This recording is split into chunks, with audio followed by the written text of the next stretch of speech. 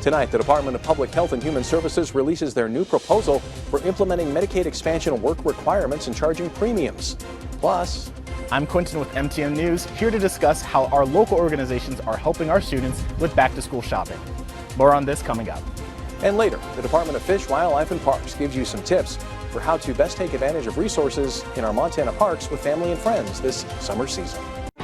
From Montana's news leader, this is the MTN 530 News. Good evening, and thanks for making KRTV your choice for news at 5:30 on this Monday. I'm Tim McGonigal. First tonight, Montana regulators have released more details on their plans to implement work requirements and charge premiums for people on Medicaid expansion.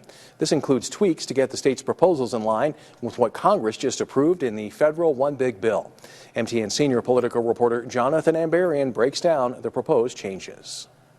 Earlier this month, leaders with the Montana Department of Public Health and Human Services told lawmakers they were ready to seek federal approval to start implementing community engagement requirements and cost sharing for people on Montana's Medicaid expansion program. Now they've released details about what they're going to ask the federal government to approve.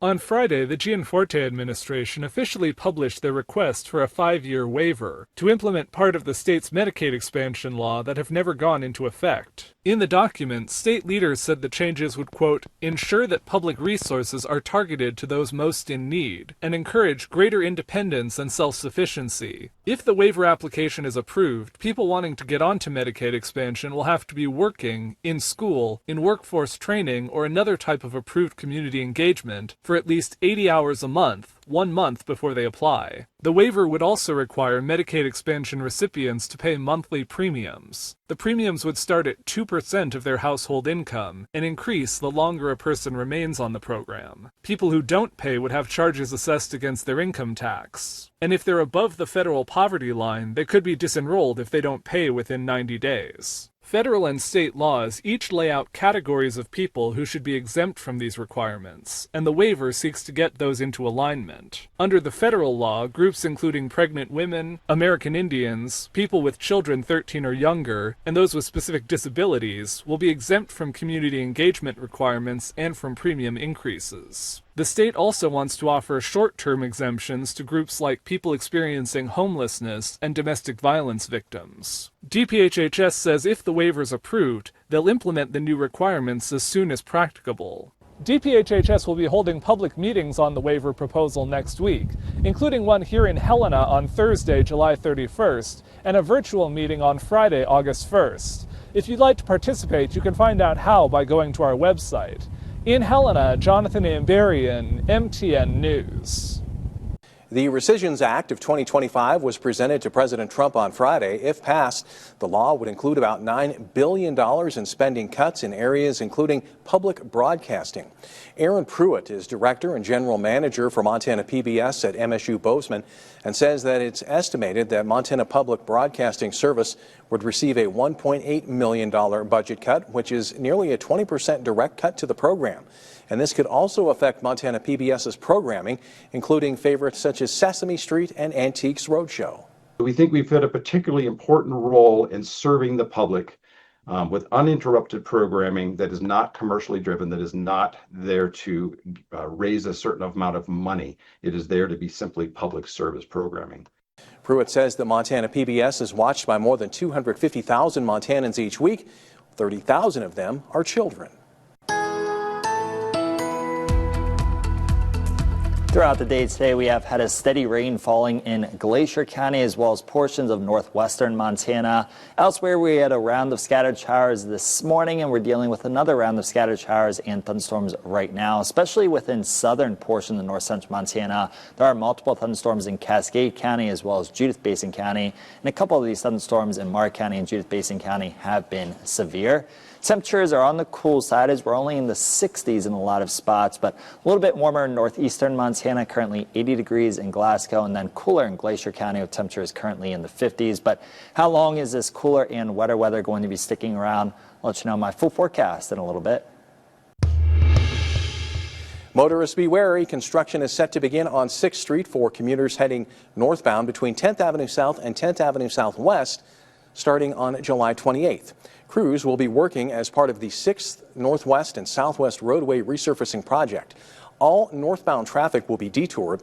Drivers heading northbound should detour to 10th Avenue South and connect to Interstate 15 or alternate local routes to travel north across the Sun River. The southbound traffic will remain open and local access will be maintained for residents, businesses, and emergency responders. Back to school season can be stressful, but this year local organizations are stepping in to help. Support like this is popping up across the country, offering not just supplies, but reminding families they're not alone.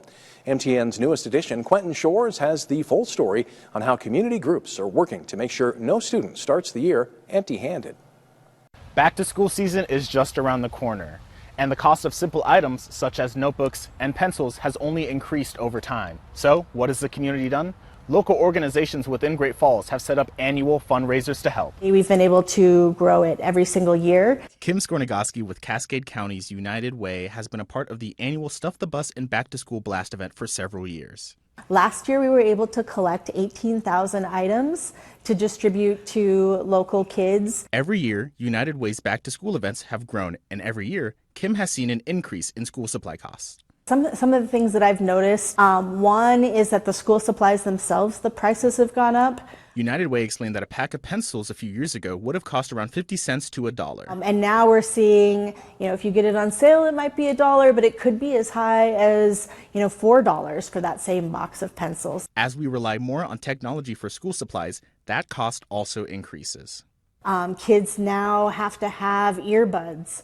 That wasn't something that was on the school supply list, 10 years ago. United Way isn't the only organization providing backpacks and school supplies to students this year. I've been working here for over 7 years. I've done it every year. Zane Bridgman, store manager at Verizon, has assisted Verizon's backpack giveaway for around 7 years and says the best part about events like these... Just getting to guide the kids and get them started off right is probably my favorite part, and just seeing the smiles and all that stuff, yeah.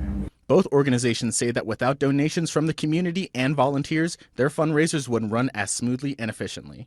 Community in general with our donations has done really well with keeping this up and making sure that we got plenty of backpacks to go around. Literally both events will take probably 300 total volunteers. Both events with United Way and Verizon are free to attend. Pre-registration for the Back to School Blast ends on July 31st. In Great Falls, Montana, Quentin Shores, MTN News. It's pretty quiet right now, but on any hot summer afternoon, this place literally will see thousands of people in it. I'm Chet Lehman. Coming up, we talk with Fish, Wildlife, and Parks about how we all should be using places like boat ramps and campgrounds in a way that will benefit all of us who want to use them. From Montana's news leader, you're watching the MTN 530 News. It's the peak of the summer recreation season. That means boat launches and campgrounds are filling fast. MTN's Chet Lehman shares some tips on how to make sure we all can use these facilities without conflict. This time of year, this is one of the busiest spots on any river in Montana. Literally thousands of people will use this to get out of the Madison River. This, however, is not a picnic spot, and this is not a parking spot. So this isn't the place to inflate your watercraft. Make sure you do that off to the side so that people can continue to use their boat ramp. And then when you're parking, make sure that you're not parked and blocking the boat ramp because this is a critical spot that everyone needs to use. Another place FWP has had some problems is at campgrounds. Fishing access site camp spots are not reservable. First come, first served means just that. You arrive at a spot, and if no one is in it, it's yours. And hanging a reserve sign does not mean it's yours.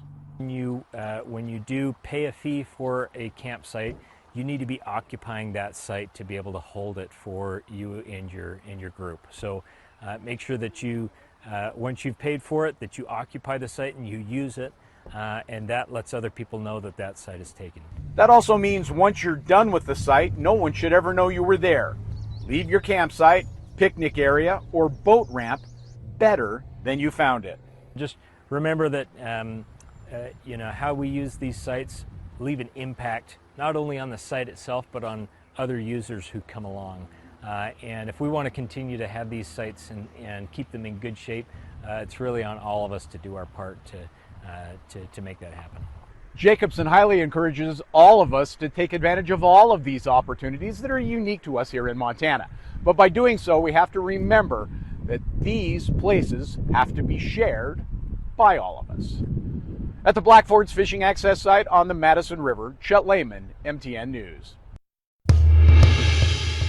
There are going to be scattered showers and thunderstorms around this evening, tonight, and tomorrow as the storm system impacts our area. Now more details about these showers and thunderstorms after the break. Storm Tracker weather starts now with Chief Meteorologist Ryan Dennis. Welcome back, everyone. It has been a wet and cool start to the work week. On the Great Falls Clinic ICANN, we have had overcast skies throughout the day today. We had a little bit of rain this morning, but for a lot of today, it has been dry. But for the past half an hour to 45 minutes or so, it's been pretty active in the Great Falls areas. We have had rain falling, and we have been hearing thunder as well as seeing lightning. And taking a look at satellite and radar, pretty active throughout the entire state of Montana with scattered showers and thunderstorms. In Glacier County as well as in portions of northwestern Montana, we've actually had some steady rain falling for basically the entire day today. And I know Cutbanks approaching about 3/4 of an inch of precipitation, and then in Browning and St. Mary, they have received over an inch of precipitation over the past 24 hours. And taking a closer look at Cascade County, that's where we're dealing with the bulk of the shower and thunderstorm activity right now. A ton of lightning as well as some heavy rain, even a little bit of pea-sized hail. So if you are in the Cascade County area or in the Choteau County areas, that's where these storms are heading. Make sure you stay indoors until the storms do pass by. And in Judith Basin County, we have been dealing with some strong thunderstorms as well. And then for the Helena area, we have had scattered showers and thunderstorms impacting that part of the state over the past couple of hours. And we have a severe thunderstorm warning in effect for the Helena area until 6 p.m. for damaging winds as well as hail up to 1 inch in diameter. And this precipitation is all associated with a larger storm system that will continue to impact Montana all the way through tomorrow night. As we go through the rest of this evening and the first half of tonight, some severe thunderstorms will be possible, especially east of I-15 in the green shaded and yellow shaded areas. This is where we could see severe thunderstorms with damaging winds up to 70 miles per hour, as well as hail up to 2.5 inches in diameter. There's a severe thunderstorm watch in effect for southeastern Montana until 11 p.m. tonight, as that's where we have the best chance to see some severe thunderstorms as we go through the rest of today. In north central Montana, scattered showers and thunderstorms will continue for the rest of this evening and tonight. And again, some of those thunderstorms may be strong to severe, so please be weather aware if you are going to be outdoors at all. During the second half of the night, still seeing some showers and thunderstorms, but the precipitation won't be quite as widespread. For tomorrow, a few showers are possible during the morning. A lot of us will be dry. We'll start the day off with overcast skies. As we head into the afternoon and the evening, some of us will clear out and see some sunshine. And there will be some scattered showers and thunderstorms tomorrow afternoon and evening as well, especially in locations east of I-15. Skies will then clear out and the showers will taper off as we head into tomorrow night.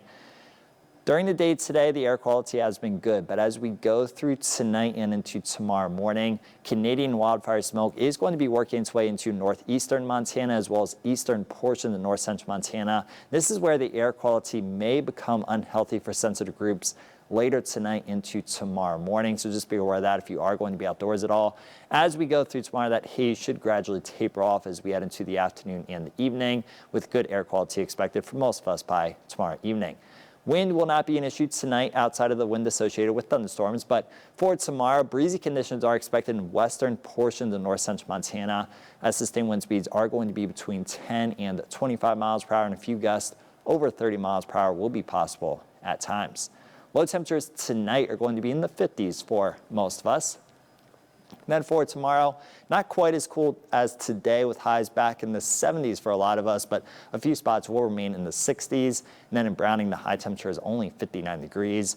Warmer for everyone as we head into Wednesday with highs in the 70s and the low 80s.